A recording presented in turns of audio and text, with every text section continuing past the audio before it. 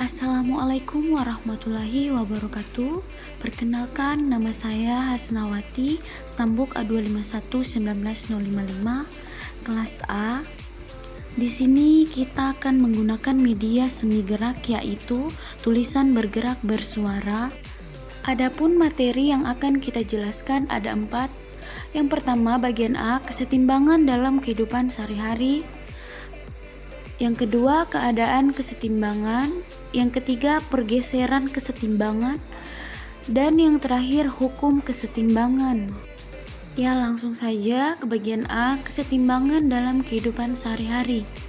Banyak peristiwa dalam kehidupan sehari-hari yang merupakan proses kesetimbangan.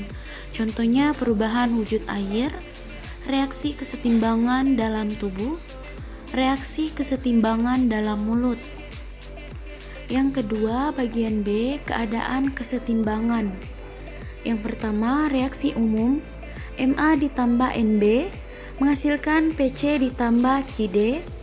Yang kedua, pembentukan zat di ruas kanan atau reaksi maju selalu disertai pembentukan kembali zat di ruas kiri atau reaksi balik.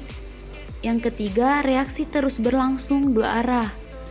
Yang keempat, arti kesetimbangan ialah kecepatan reaksi ke kanan sama dengan kecepatan reaksi ke kiri. Yang kelima, pada keadaan setimbang, konsentrasi zat baik ruas kiri maupun kanan berada dalam keadaan tetap. Lanjutan bagian B, hubungan konsentrasi zat pada keadaan setimbang, yaitu Ma ditambah Nb menghasilkan Pc ditambah Qd, maka K sama dengan Cp per Am dikali dq per Bn.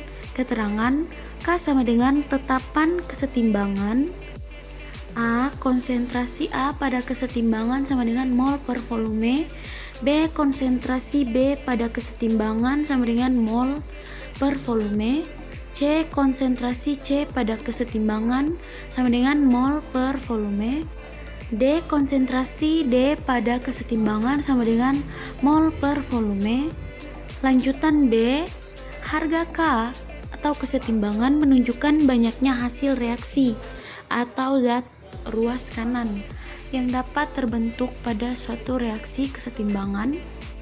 Yang kedua, harga K besar artinya bahwa zat ruas kanan banyak terbentuk. Yang ketiga, harga K kecil artinya zat di ruas kiri sedikit terurai. Selanjutnya, materi bagian C, pergeseran kesetimbangan. Ada 4, yaitu yang pertama perubahan konsentrasi, yang kedua perubahan suhu, yang ketiga perubahan tekanan, dan yang keempat peranan katalisator. Nomor 1, perubahan konsentrasi. Yang pertama, reaksi A ditambah B menghasilkan C. Yang kedua, bila A ditambah artinya konsentrasinya diperbesar, sehingga jika diberi, dia akan memberi, maka terjadi pergeseran ke kanan sehingga C banyak. Yang ketiga, bila B diambil atau dipisah, artinya memperkecil konsentrasi B, sehingga jika diambil dia akan mengambil, maka reaksi bergeser ke kiri sehingga C berkurang. Lanjutan nomor 1, bagian yang keempat, jika salah satu zat konsentrasinya diperbesar atau ditambah, maka reaksi bergeser dari arah zat tersebut. Yang kelima, jika salah satu zat konsentrasinya diperkecil atau dikurangi, maka reaksi akan bergeser ke arah zat tersebut. Yang kedua, perubahan suhu. Yang pertama, jika suhu dinaikkan atau menambah atau memberikan kalor, maka reaksi akan bergeser ke arah kiri, yaitu arah reaksi yang endoterm atau membutuhkan. Yang kedua, jika suhu diturunkan atau kalor dikurangi, maka reaksi akan bergeser ke arah kanan, yaitu arah reaksi yang eksoterm, yaitu mengeluarkan. Yang ketiga, misalkan 2NH3 bereaksi dengan N2 ditambah 3H2, delta H sama dengan positif 92 Kj. Jika suhu dinaikkan, reaksi bergeser ke kanan atau NH3 banyak terurai. Jika suhu diturunkan akan bergeser ke kiri. Yang ketiga, perubahan tekanan. Yang pertama, perubahan tekanan hanya berpengaruh untuk gas. Yang kedua, fase padat dan cair, pengaruh tekanan diabaikan.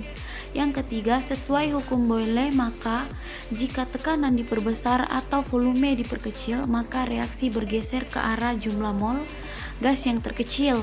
Begitupun sebaliknya, jika tekanan diperkecil atau volume diperbesar, maka reaksi bergeser ke arah jumlah mol gas yang terbesar. Yang keempat, karena koefisien reaksi menyatakan perbandingan mol, maka cukup memperhatikan jumlah koefisien gas pada masing-masing ruas. Nomor 4, peranan katalisator. Yang pertama, katalisator adalah zat yang dapat mempercepat reaksi tapi tidak ikut bereaksi. Yang kedua, sesuai dengan fungsinya, mempercepat reaksi maka akan mempercepat tercapainya proses kesetimbangan dengan cara mempercepat reaksi maju dan reaksi balik sama besar. Yang ketiga, fungsi katalisator pada awal reaksi sebelum kesetimbangan tercapai. Yang keempat, jika kecepatan reaksi maju sama dengan kecepatan reaksi balik, maka katalis berhenti berfungsi. Dan yang terakhir, bagian D, hukum kesetimbangan. Yang pertama, ketentuan yang harus diperhatikan yaitu jangan menggunakan hukum aksi massa sebelum menghitung konsentrasi masing-masing zat pada kesetimbangan. Yang kedua, konsentrasi zat selalu dalam satuan molar, sehingga jangan lupa perhatikan volume. Yang ketiga, zat ruas kiri berlaku hubungan, yaitu zat pada saat setimbang sama dengan zat mula-mula dikurang zat yang terurai. Lanjutan bagian D, yang pertama, zat ruas kanan berlaku hubungan, yaitu zat pada saat setimbangan sama dengan zat yang terbentuk dari zat ruas kiri yang terurai.